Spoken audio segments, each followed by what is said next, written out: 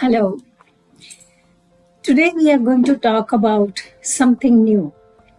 What else we can look in the child's development beyond speech and language and audition. So starting with audition, this week's auditory goals are the same. What was that? 3-step command. The child should be able to remember 3 actions by listening to one sentence. For example, you are playing treasure hunt. You know what is treasure hunt?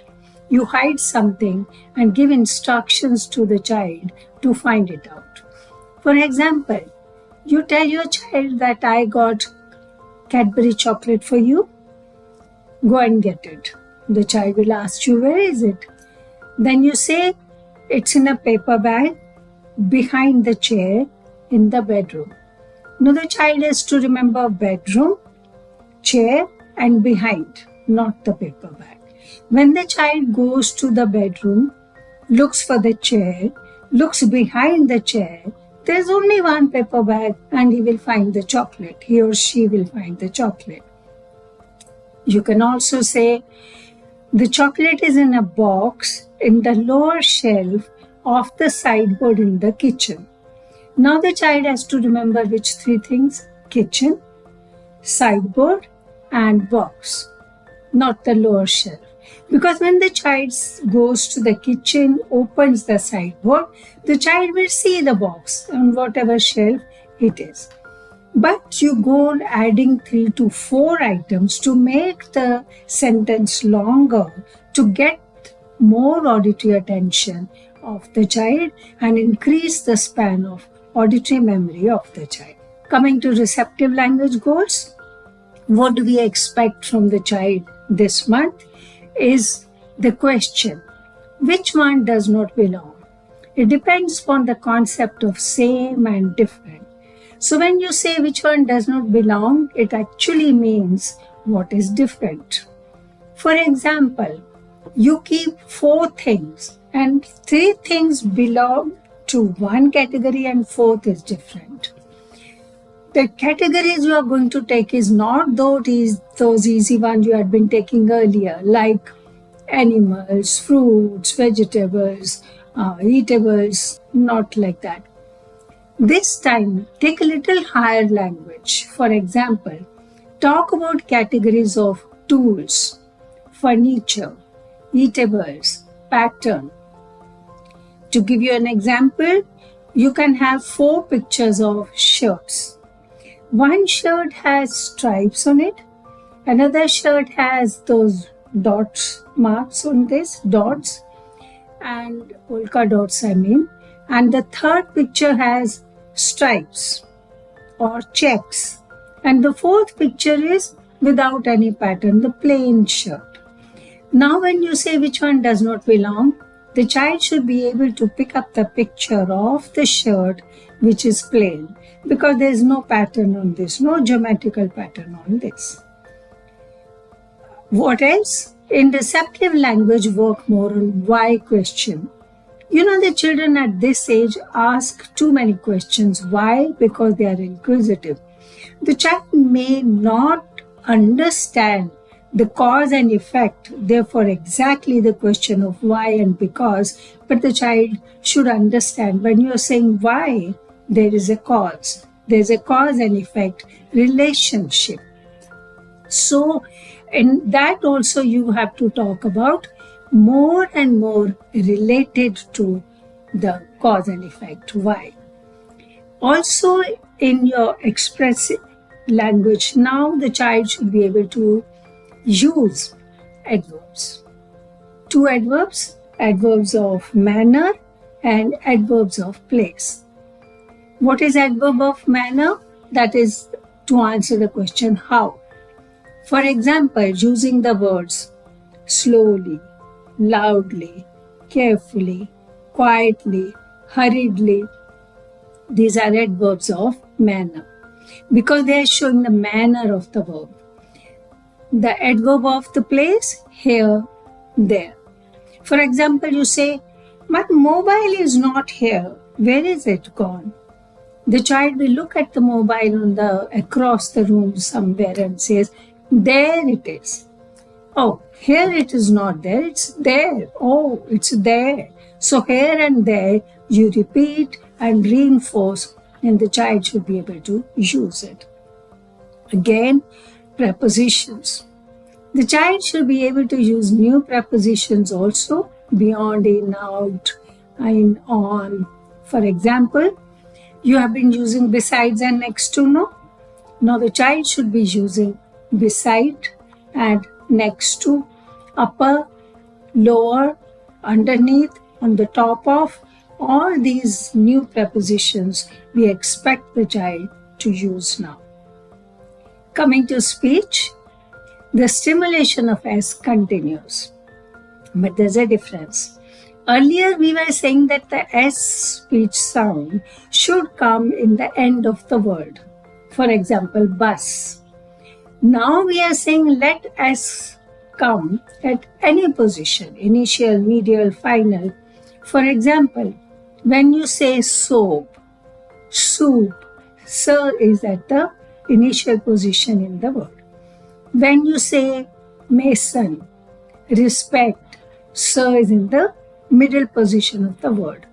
When you say bus, less, then sir is in the final position of the word. So use in all positions and give lot of auditory bombardment of S at different levels and in different words so that the child starts articulating it. Coming to tips, before that, I should talk about something new we were saying. What's that? Now you were looking at language development, speech development, cognitive development, and now start looking for motor development. When I'm talking about motor development, it can be according to the age of the child. It can be sensory motor development. Which one? Gross sensory motor development or finer sensory motor development. So gross motor development is when we say the child can run, child can maintain balance, child can climb the steps, child can jump. When we say finer motor development, then we talk about the child should be able to string the beads, the child should be able to put the puzzles together, the child should be able to put the Lego pieces together to make something, not very big blocks, small blocks also. Coming to tips, this week be careful about the S production. We had been talking about S production, but this week just be careful that the child is not mixing up sir and sure. And the child can produce so clearly and sure clearly. For example, the child should be able to say soap, shop, should be able to say less, push, should be able to say as in the end, bus, bush. So very clearly in all places, sir and sure should be able to say clearly. Another tip, please be careful, don't introduce blends of S at this stage. What is a blend? When we have two consonants together without a vowel in between, that is called a blend. There are lots of blends with sir. For example, sir and k, school. Sir and p, special, speech. Sir and t, station, stool. Sir and n, snow, snow. So like this, there are so many words which are blends. This is more difficult to articulate at this level. So don't expect the child to say snow. The child will say sir, no. The child will insert a vowel in between. So when you're giving auditory bombardment and when you're looking for repetition from the child, be careful that you are using independent phoneme of S, not with connection with any other phoneme. The book we have picked up, this book is, this week you can pick up any book from Bubbles. I would rather tell the child, you go and get the book that you want the story for. You have been using so many books so far, no? All those books be in one corner. Bring those books or point to those books and tell the child, go and get the book you want to read. Give the child a choice. If the child is not doing that, then pick up two books and say, take which one you want to read. Or you can just say, go and get a Bubbles book. Go and get a Bruno book. Like that, the child should be able to recognize the title of the book. Why? We are working on sight word reading. Any book the child picks up, any book you read aloud, see whatever language is there which you had been working on during the last 2-3 weeks, that reinforcement should come. For example, suppose the child picks up this book, Bubble Finds a Red Ball. Okay, now in this, Bubble goes to a park and is playing and he finds a red ball.